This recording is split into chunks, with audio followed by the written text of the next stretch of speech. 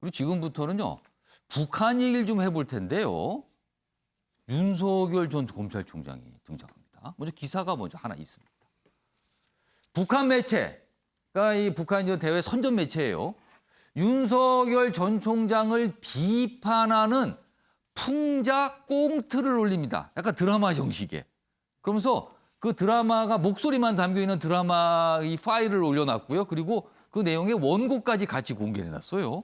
꽁트입니다. 근데 거기에 나온 대목 중에 별똥별의 순간이 될 것이다. 뭐 별지의 순간인데요. 별의 순간이 아니고 별똥별의 순간이 된다는 거예요. 별은 떠 있잖아요. 별똥별은요. 내려도 떨어지는 겁니다. 이렇게 풍자를 했습니다. 화면으로 좀 더 자세히 보겠습니다. 여기 보면 북한 선전 매체 통일의 메아리입니다. 이렇게 돼 있어요. 제목이 별의 집에서 일어난 별지 소동. 풍자 꽁트인데요.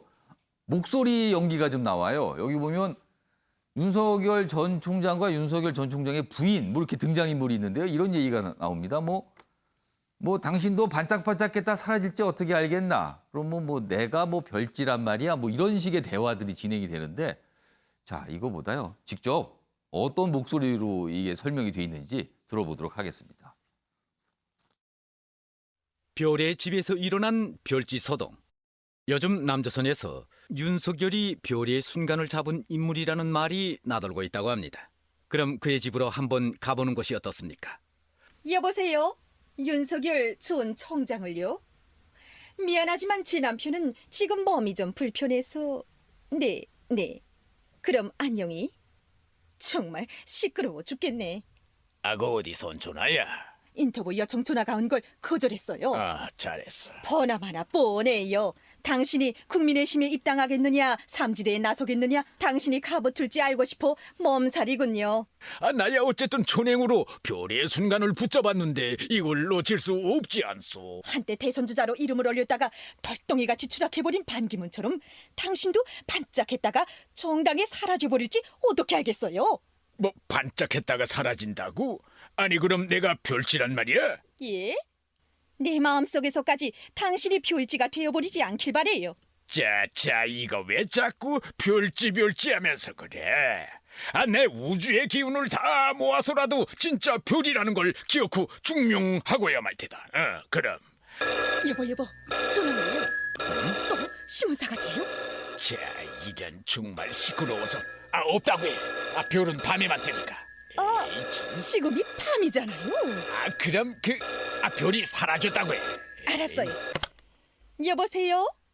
우리 남편은 지금 별지로 사라지는 중인데요. 어떻게 보면은 굉장한 풍자입니다. 사실은요. 지금 상황에 대해서 잘 설명을 좀 하면서요. 자, 전하람 변호사. 네. 북한이 참 관심이 많은 것 같아요. 윤석열 전 총장에 대해서. 이거 어떻게 들으셨어요?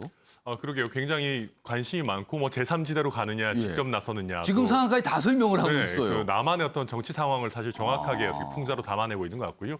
심지어 반기문 전 유엔 사무총장의 예까지 들면서 뭐 금세 사라질 수 있다 이런 식의 얘기를 하고 있습니다.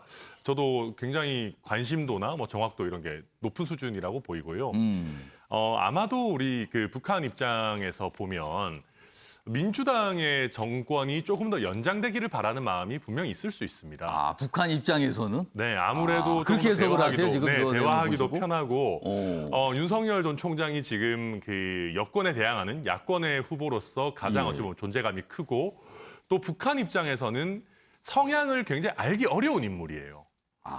그러다 보니까 북한 나름대로는 관심을 높게 가지면서 견제구를 던진다고 해서 던지는 것인데 오히려 이게 남한의 관점에서 보면 윤석열 전 총장을 도와주는 것이 아닌가. 한 번 더 지금 5.18 메시지를 내는 이 41주기의 윤석열 전 총장이 오늘을 또 정해서 메시지를 내는 날이지 않습니까? 오히려 윤석열 전 총장의 주목도를 좀 더 높여주는 그런 것이 아닌가 해서 어떤 의도일까 다소 좀 궁금하기도 합니다. 전체적으로 지금 들어보셨습니다만 지금 정치권에서 흘러가는 상황을 다 설명을 하고 있어요. 그 꽁트 내용이요. 신경민 전 의원님. 북한 입장에서는 윤석열 전 총장이 굉장히 신경에 좀 쓰이는 건가요? 이거 어떻게 해석하세요? 일단 뭐 부정적이네요. 내용 자체는 좀 네, 부정적이죠. 네. 별의 순간이 네. 아니라 뭐 별지의 순간이 된다 뭐 이런 식이에요. 사라질 거다라는 얘기를 그 부부간의 대화를 통해서 윤에 대해서 매우 부정적이다는 걸 북한이 과시를 했다라는 건 이제 오늘 확인이 된 거고요. 그러니까 싫다 한마디 네, 싫다. 네, 네. 아, 하여튼 윤 총장이 부각하는 건 이 북한의 입장에서는 별로 좋아하지 않는 것은 확인이 됐는데 이 사람들이 이런 그러니까 대한민국 관련해서 뭘 자기들이 메시지를 내면 직접적으로 영향을 준다는 걸 굉장히 잘합니다. 그리고 사실 우리보다도 더 열심히 한국의 언론 매체, 방송 포함해서요. 예. 언론 매체들의 보도를 열심히 보고 또 출간되는 책을 하여튼 에이전트를 통해서 계속 즉각 수입해가지고 예. 분석을 하고요. 한국 정치만 그런 게 아니고요. 북한 사람들 만나서 얘기를 들어보면은 예. 미국 정치도 굉장히 관심이 많아요. 그래서 그러겠네요. 미국에서 나오는 회고록과 미국에서 나오는 중요한 언론 보도를 사실은 우리보다 더 열심히 들여다보고 분석을 합니다. 깜짝 놀랄 정도로 분석을 하는데 예. 문제는 뭐냐면요. 그걸 북한식으로 분석을 해요. 그러니까 이해 정도가 예. 북한 체제의 눈을 통해서 본 한국 정치, 미국 정치거든요. 약간 한계가 있겠네요. 그럼. 한계가 있습니다. 아무리 한국과 미국을 열심히 들여다보고 오래 예. 관찰을 해온 사람들의 표현을 들어보면 예.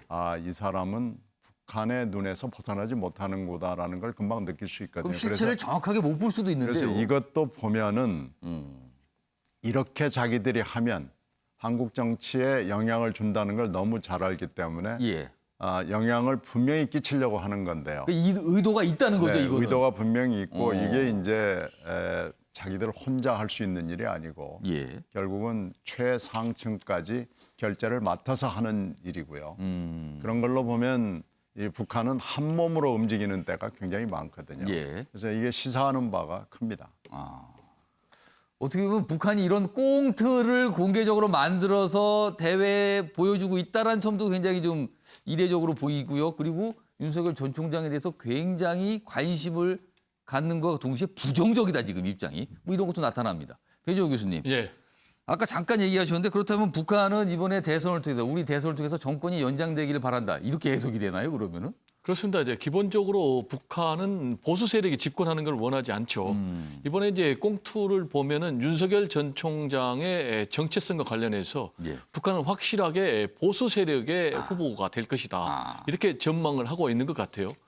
북한에 대해서 뭐 우리는 이해를 못하지만 북한 입장에서는 돌직구를 던지는 그런 행보를 계속해 왔거든요.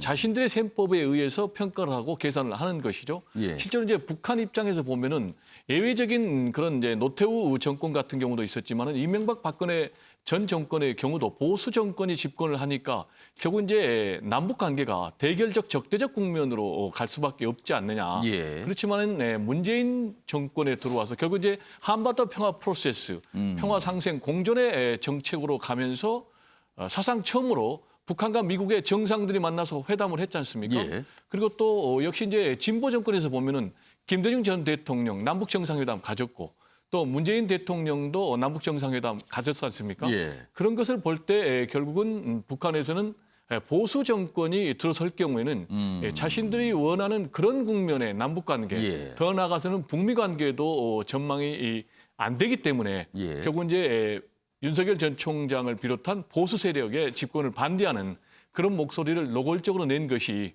이런 꽁트 형식의 비난이 아닌가 이렇게 생각이 됩니다.